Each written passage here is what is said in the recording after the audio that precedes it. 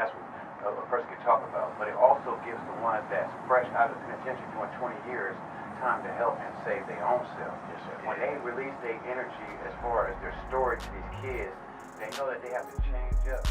What's up, Sacramento? Y'all listening to 97.5 KDEE, another episode of Hip Hop After Dark. My name is Forgotten One. And I'm One Go. And Lucky Goat is in the building. My name is Aaron Cardozo. I grew up in Del Paso Heights.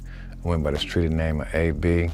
I grew up in foster care, so, I was out looking for love, looking for friends, looking for my family, my mother, my father, But like I said, that kind of sent me to the streets, to look, at what the gangs is doing or what these guys outside doing, more than, trying to have love at the house. I was in the streets trying to find it. Sacramento was kind of moving fast back when I was growing up in the early 90s. A lot of gangs going on, running around different people. And I just, at one point joined the gang because I had got shot. And when I woke up, it was a light that woke me up, a big light in the sky woke me up. After I seen the light, I got up and then I fell down in front of a house knocking on their door. A white lady came out and I asked her to call the ambulance and she slammed the door and said no. Her son came and said, "I got you." When I was in the back of the ambulance, I asked the lady if I was gonna make it, and she was like, "I don't think so, baby." And at that point, I fell asleep in a coma, really just seeing my life flash ahead of me. When I was in that coma, that's what I had seen from the day I was born to the day this happened. But when I woke up, the hospital was filled up with dudes I knew. I didn't know that they was like my partners, like they cared, like it was friends, but it was, and it was all bloods. It was like, man, we know who did it. We know what's going on. We got you. Here's a pistol. And at that point, I said, hey, that's what I am. And I wanted to get that dude. That gun led to a lot of crimes. Started robbing people, shooting at people. I ended up shooting at a crib inside of a mall. And that's what sent me to the penitentiary for 10 years. My name's Timothy Poole. I'm from Sacramento, California, Oak Park to be exact. I was going to Southern University and I came home for a spring break. I'm working hard at school, trying to pay tuition and stay afloat, but it didn't happen like that. I got curious and wanted, to make my own money. See my cousin named Boo, and Boo had a knot of money and a brand new BMW. I was like, "Cousin, what you doing?" He's like, "Yeah, man, this is how I get it, man. I sell these Hubbard rocks." And so he put me on. So me, being gullible, trying to get money. One of my partners, he's like, "Well, man, we're gonna go by 2nd Avenue because ain't nobody over there." I went and got my product, went to 2nd Avenue, car pulled up, and then somebody in the backseat said, "What's your name?" I said, "T-Dog." He's like, "No, that ain't T-Dog." And so I went to pull up my double goose jacket with the fur on it, and once I lifted it up over my eyes, I seen fire out the gun about 8 inches. Come out the gun, and I didn't even know I was hit. I just seen the fire. I always tell this story, man. God allowed me to get shot in my mouth because I wasn't speaking for him.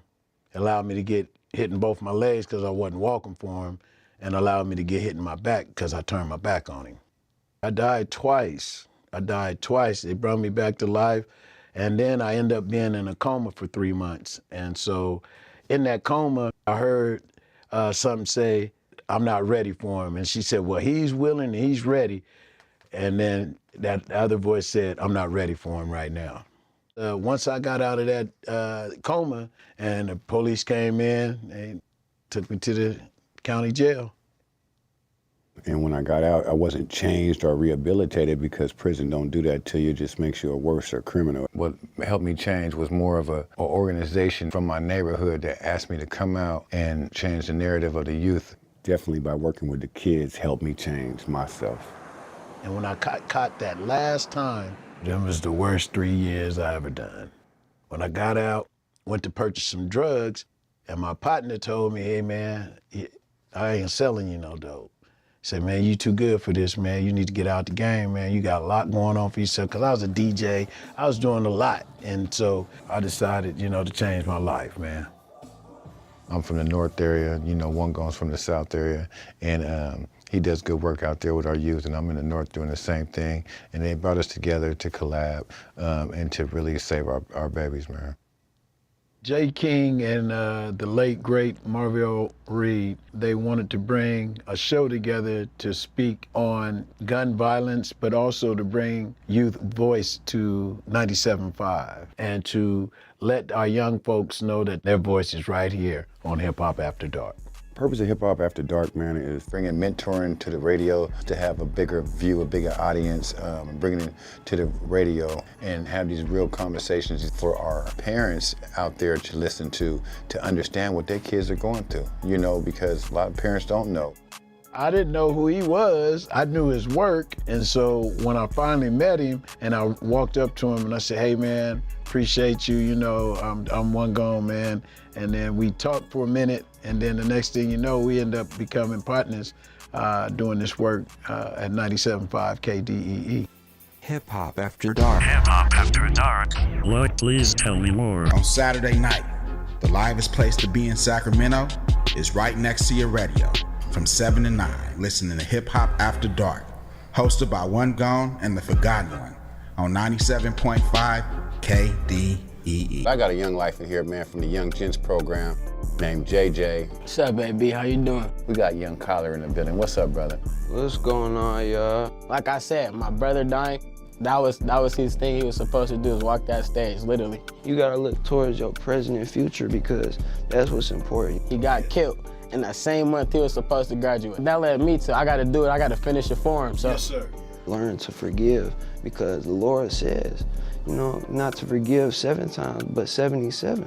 He didn't tell you about the job they got, too. I got him a job. He working, JJ working. Universal Cafe, y'all gotta come check us out, Universal Cafe. You got a purpose. Like you said, God has a purpose for you, and you're gonna stand on that. And that purpose is to save the youth. You are a vessel being used from God.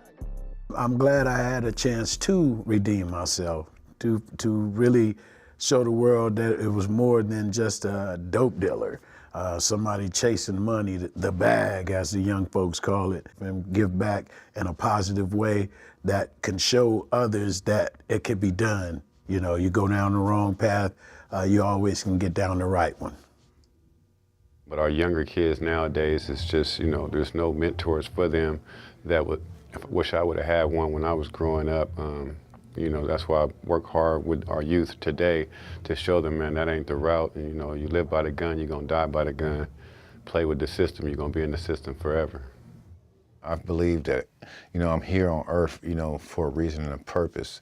And God gave me a gift, you hear me, in my, you know, he gave me a gift of poetry and also gave me a gift of caring about, you know, our youth and what happens to them. And I kept seeing them going through a lot of stuff, man. So, yeah. This poem is for them. It's called To the Young Homies. Why bite the hand that feeds you?